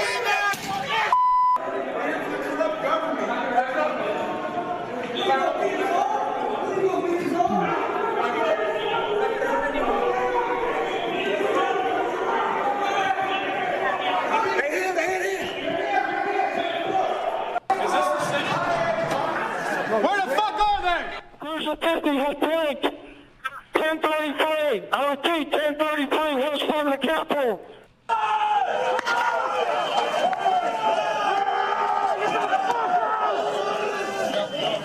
It's incredible. Look at them pulling the guy's mask off, pulling his helmet off. Look at these fucking traitors. You pieces of dirt. Yeah. Pardon. He's going to pardon them. Look at the Patriots, everyone. Can I speak to Pelosi? Yeah, we're coming, bitch. Oh, my bitch, we're coming for you too, fucking traitor.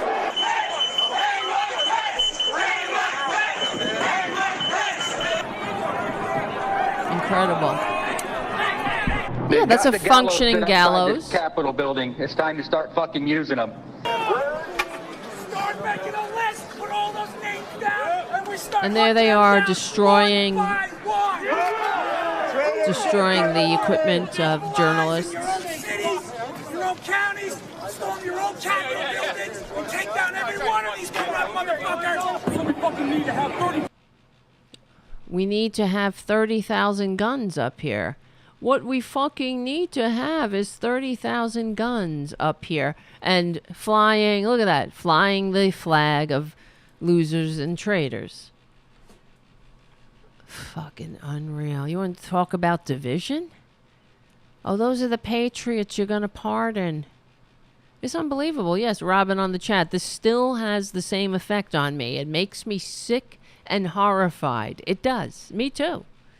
It's offensive. It's disgusting. It needs to constantly be played, I believe. Whenever these pricks talk about how they're being treated so unfair.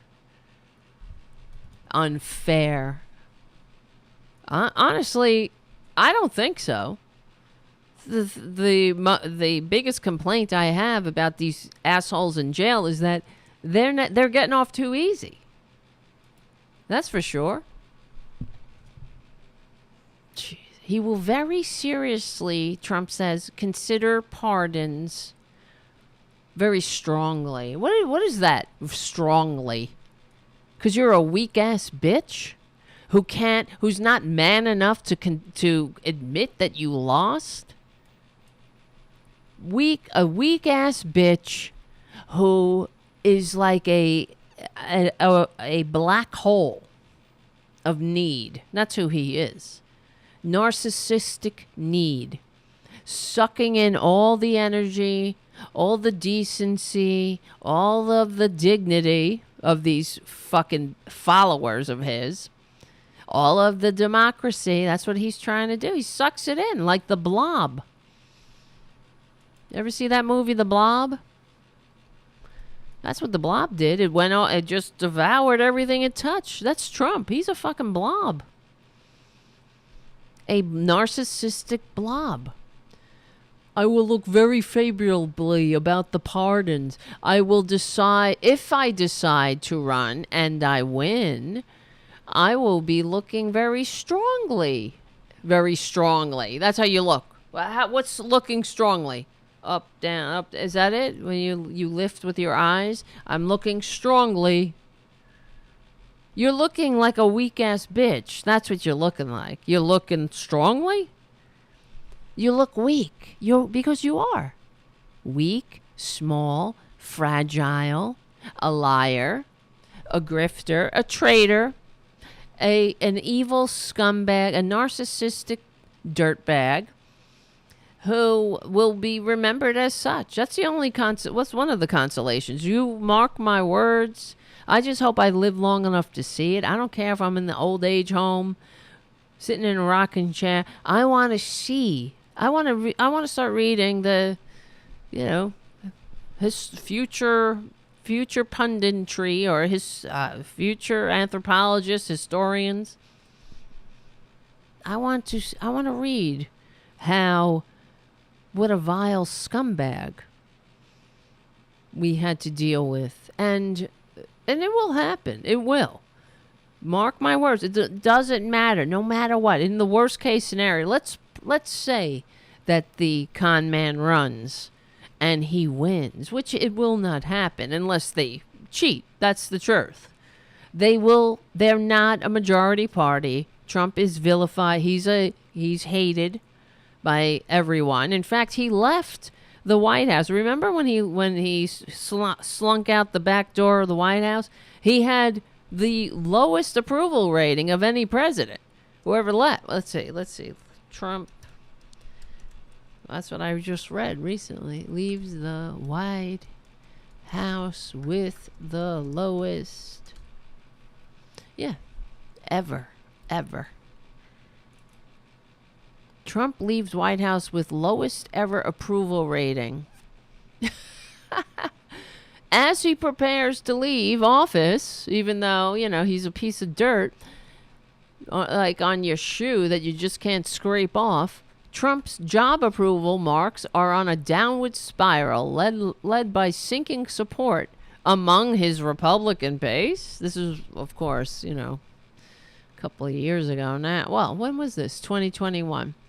In a new poll from Pew Research, only 29% of Americans say they approve of Trump. That's it. That's the authoritarian follower base. The lowest of his tumultuous presidency and down 9 points since August. Here comes the producer. He came by for a second, then he jumped back down. What are you doing, kid? I'll get him in a minute. 68% say they disapprove of his job performance. Driving the decline, only 60% of Republicans and voters who lean Republican approve of Trump's job performance. What did he do? What's the job performance? What did he do? He called people fat pigs. He grifted. He squatted in the White House. He flushed classified documents down the toilet. He lied. He inflicted his manias on this country. He turned easily led morons into a violent mob based on his lies. And he has, and this is another thing that I appreciated Joe Biden speaking about, how the MAGA Republicans are fanning out through all over the country to position themselves to overturn the election, you know, in their favor. They only of course, you know, like I say, they hate democracy. But they only like it when they win. Remember when, and when they win by losing. That's the other thing. Remember when Barack Obama was elected in his first landslide election, and that was when the Tea Party, right? The AstroTurfed Tea Party happened, but it included the Koch brother buses that bussed these idiots to the to Washington to have basically they had a tantrum. Let's see. Obama protests out. Let's see. How do you look this one up? Junior, sit down, honey. Obama Republicans protest. Yeah, 2009. My God. Remember my name. So long ago, but yet so not long ago. Let's see. Taxed enough already. Oh my God.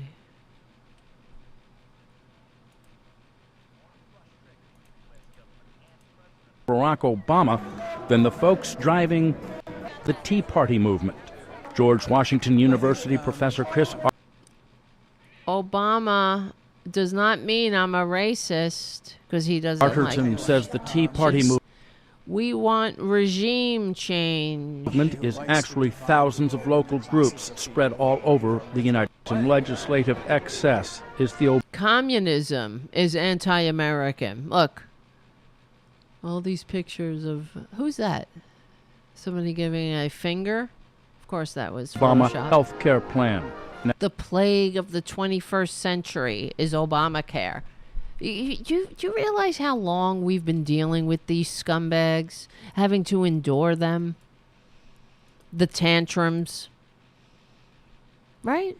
Isn't it irritating? And the other thing is that at the time I remember being annoyed at them for because they're malinformed, and the Tea Party itself, the irony that the Boston Tea Party, the original Tea Party, was the first act of vandalism against the first transnational corporation. the reason that the colonists, they dressed up as Native Americans, because that's what you do, and they threw the tea in the harbor. They ruined the tea that was being imported by the British East India Company, and they threw it in the harbor. You know why? And you guys probably know, because it wasn't, what was it? No taxation without representation, or whatever. That was the cry.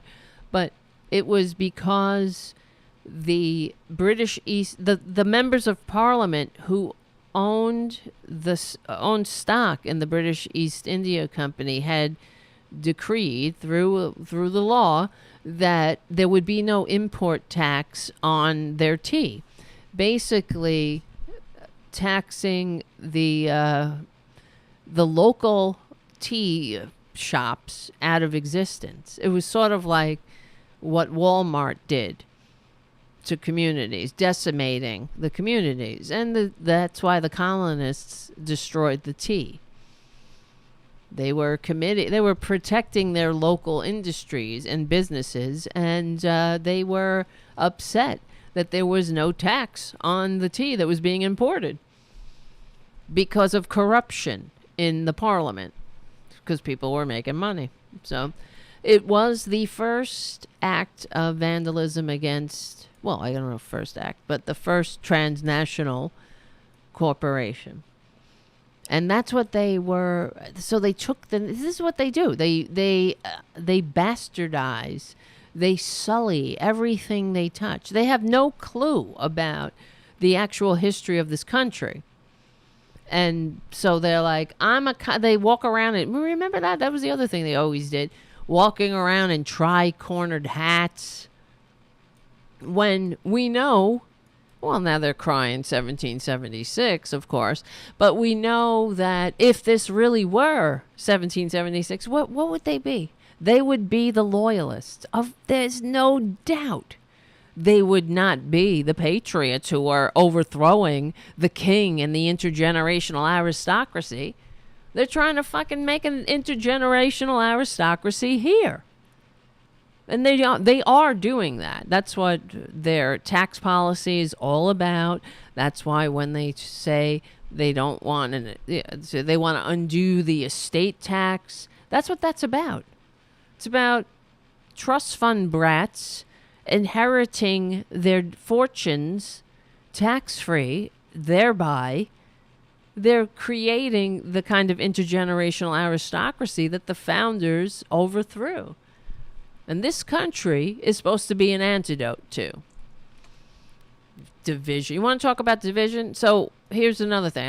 I'm just looking at the time. We're running out of time. But we will have a show this week. Not sure what day, but we will. I swear. Because we don't get together enough. I realize that. But you got to become a patron at patreon.com/TaraDevil. I'm sorry to keep repeating it. It's the way it is. So I live in Queens. You guys know that. I live in AOC's district. There's a new, they periodically do this. Republicans try to run people against her. She's quite popular, and not just because she's, well known now. She actually is very involved in this neighborhood and her district. She really is. She's great. She's a great representative. You call her office, people answer. They're very responsive. They are, they are there. You see them. They're visible in the neighborhood. So she's a great representative, and she will be reelected. But there's some Republican running against her, and I caught this video and it made me sick. So I can't be sick alone. I need to share it with the Tarabuster community. So here's Tina Forte on Roger Stone, another traitor, an outright traitor who was pardoned by the con man. He's a traitor too. So what are you going to do? So here, you want to talk about division? Here's Tina Forte. Very high energy, because Roger, you know me. I'm going to take it right to AOC. Taking it right to her. I called her out to debate me already. Debate me. debate me. I said, come on, AOC. AOC, the C stands for chicken. Let's go. I'm the real Bronx girl. I'm going to have it out with her. I want to be face to face with her, and I want to talk to her about what she's not doing and what she is doing, which is pushing her radical left agenda since the minute she used District 14. Did I say 15? No, whatever. AOC, the C stands for chicken. What do you fucking got? Give us an example. I'm going to call her out for what, I'm a real Bronx girl. I'm a real Bronx girl. So with AOC, the C stands for chicken. What are you, how effing old are you? Right? That's it. And debate you. That's all they do, you see. That's like perjury traitor Green screaming into AOC's mail slot. They debate and challenging her to a debate. What are you debating, asshole?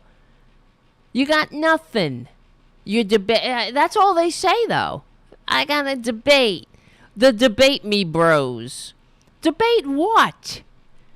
Give us a clue of what you stand for. Except, no, you stand for nothing. AOC, the C stands for chicken. That's all you got? What, am I in high school? Is this a high school? Are we in the high school halls? That's what she sounds like. It's embarrassing. They are not serious. This MAGA Republican Party are a party of clowns. It's a fucking clown show. And everybody has an angle in this clown show. Look at this Roger Stone clown. He literally looks like a cartoon villain because he is. And then we got this, I'm a real Bronx girl. AOC, the C stands for chicken. That's all you got? I want to talk to her about what she's doing in the district, pushing her radical agenda. What is she doing? Give me an example. If it's so fucking radical, you must have an example. What's the example? What is the radical agenda? Right? They never say. Am I wrong? They never give us specifics. Oh, it's so radical. It's so radical that I can't even say what it is. It's too radical. It has to be, it's like a top secret document in Trump's drawer at Marimoron. That's how radical it is. You open up the folder, there's nothing there. Because it's so radical. The radical agenda of what? What's the radical agenda? Services in the community? The radical agenda? Or what? What is the fucking radical agenda? A functioning democracy? I know that's radical to you. Because all you can do is go, let's have a debate. Why would she waste her breath on somebody like you clown, you filthy clown, that wants to represent this district, and that's what you got. I'm gonna call her out because the C stands for chicken. AOC, the C is a chicken. Yeah, it is. I don't even, when I watch these things, I am embarrassed for them.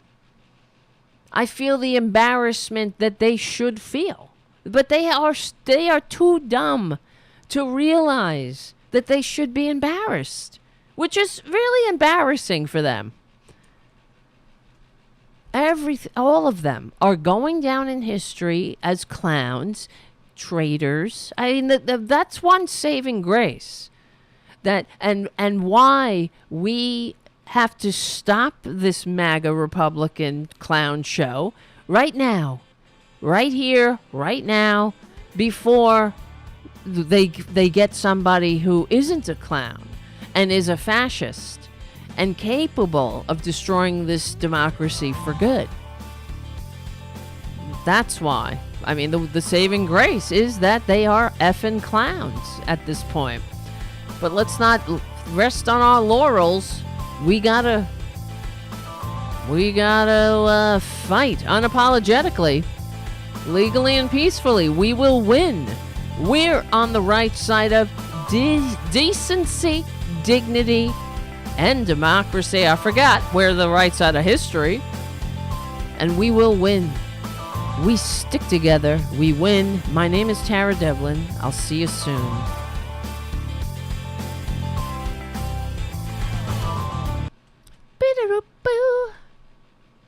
The C stands for chicken. AOC. The C stands for cat. Right? AOP. The P stands for producer. Say hi, producer. Hello.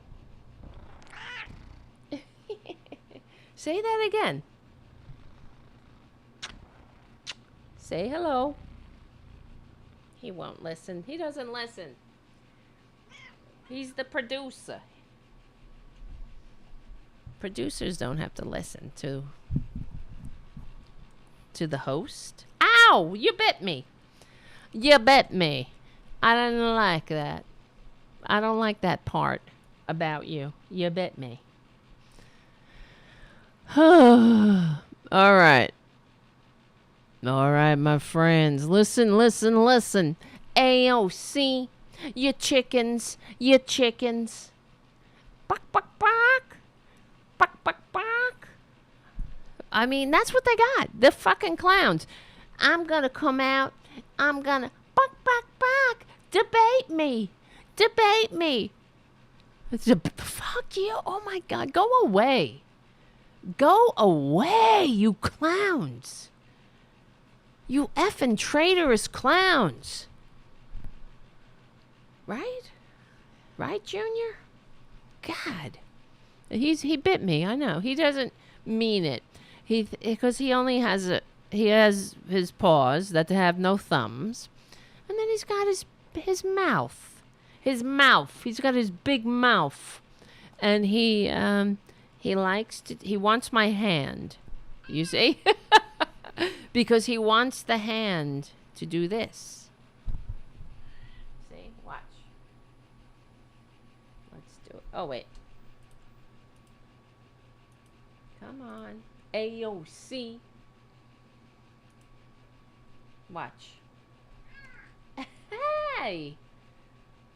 What are you doing with my hand? You see, he wants the hand. Come on. It's so tempting, right? Yes. He thinks the hand, it's not a part of me. It only exists to do this, right? It goes like this, the hand. Right? And if you stop, he's like, no, get that hand back. I love the producer, too. He's such a good boy when he's being good. All right, now he's being mean. Watch him. Oh, I wish I could show you this. Wait, hold on. I don't have any treats on me, so I'm going to have to give... this is a trick. I'm going to trick him. He won't get a treat, but you'll see. He does give me his paw. I think I showed you this. What? Come on. Give me a paw. Paw. Ow, not your mouth. See, look.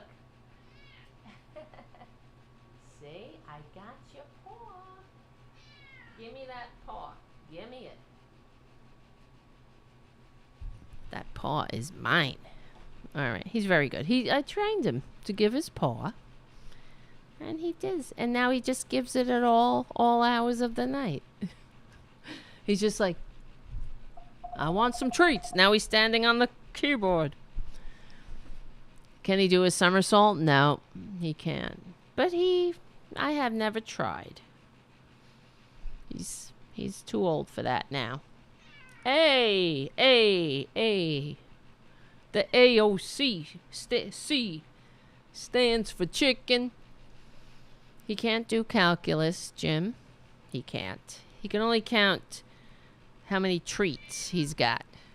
He's a treat monger. He's like Trump in that way. He's motivated by treats. Ow! All right, enough. All right, my friends. Oh my God, you still have this.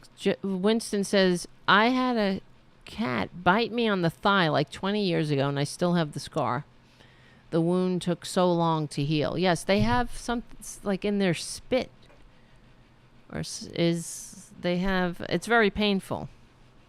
And it could give you an infection. That's why you should keep your cats indoors. Because if you have a cat that goes outside, it's like unleashing a serial killer on the bird community. And even if they bite the bird and don't kill it, the bird can die from the infection they get from the wound, because the saliva supposedly has some shit in it that makes it even more painful, and it's terrible and not nice, very not nice. And if you keep your cats outdoors, don't do it, do not do it, but give the birds a fighting chance. Put a bell on the cat. Okay? Put a bell on them. That's why cat collars have bells. All right, my friends? But don't do that. Keep them indoors. And take the trap, neuter, and return course. Try fostering, too. Foster some animals. There are always people. I always say, if you feel lonely and you feel like, you want to volunteer, open your home to a shelter animal. Give them, if you can't keep an animal full time, you can foster. You can foster, right? I have fostered. I know it's difficult to let go, but it's also really wonderful to know that you're saving a life and giving years of love to a family or someone else, right? And let's see, I might have some kittens soon. Fostering, we're trying to trap some kittens and the mama, but the mama will probably have to go back out. But the kittens we hope, we'll give them a fighting chance to become house cats. But they might end up here in my bedroom for a few weeks. We'll see. Say a prayer. Hopefully we'll get them. They're kind of crafty. Anyway, that's right. Spay and neuter your cat. Oh no, I don't want to hear that, Haiku. Haiku said, I saw a mouse die just by getting scratched. Oh, poor thing. That makes me sad. They all have feelings. I can't deal with it. All right. Alrighty, guys. Listen. You're the best. I'm really happy to see you all. Thank you so much for hanging out. Thank you, Jim, of course, and Mark and Drifter Road to Numbness for your incredible super chats. That keeps the real liberal media going and growing. Yes, Lavender on the chat says build catios. Exactly. That gives them enclosed access. If you have a house or the ability to do that, you can do that. But I sometimes I put the cat TV on because I live in an apartment building, so I can't do that. I can't have a catio, but to give them some stimulation, sometimes I'll have cat TV on for them. They like it. They really do. They watch it. It's just birds and squirrels and stuff. It's kind of relaxing. I watch it too. I love it. It's my favorite show. So I told you that Ray watched the entire Netflix show, The Mind of a Cat. He watched the whole thing. As soon as I put it on, he sat at the edge of the bed and watched the entire thing. It was so cute. So, all right. He just liked, I guess, watching the cats run around. It was funny. It was good. Good show. All right, my loves. You are the best. Thank you so much. You're the best part of doing the show. I really appreciate it. And we'll keep doing it until they drag me to a re-education camp, or I don't know. I step into the next existence. Who knows what will happen? You are the best. Thank you so much for hanging out. I'm not sure what day we will be able to do the show, but we will. But also on Monday, Robin and I will be filling in for Mike Malloy. So there will be a show on Monday, the Mike Malloy show. So if you want to listen to that, you can listen on Progressive Voices. And like I said, Robin and I have been filling in for Mike all week while he takes Molly to her university, which is hard to believe. But and it's an incredible honor to fill Mike's spot. I can't say fill his shoes, but I hope that people enjoyed the show all week. So that was. I enjoyed doing it. It goes by too fast. So Robin and I are talking about doing a show together, maybe once a week. How's that sit with you? Yeah, we might. An hour-long show once a week. Why not? We need more liberal media, unapologetic. Where did she go? What university? She went to... it's on the tip of my tongue. The one that... Wait, hold on. It's an all-female university. Where did she go? Mount Holyoke. Yes. Where Baby from... I never really watched that show. What's that called? Dirty Dancing? I know that was a big hit, but that's where I think Baby went. Mount Holyoke. Mount Holyoke is a private liberal arts women's college in South Hadley, Massachusetts. It is the oldest member of the historic Seven Sisters, a group of elite, historically women's colleges in the northeastern United States. Stop that, Junior. Do you hear the way he talks to me? Fucking freak. You are being a freak. All right, my friend. Yes, thank you, Robin. Robin says, I like Robin Kincaid. You're a good match. Yeah, it's always a show. That's the thing. You know what I mean? Even when I went to West Virginia, we were driving around. I was like, we got to put a camera up here. Because it's always a show. And it goes by like that. And Robin, honestly, is Robin is incredible. A bottomless well of information, of historical facts, of just incredible, just so smart and knowledgeable.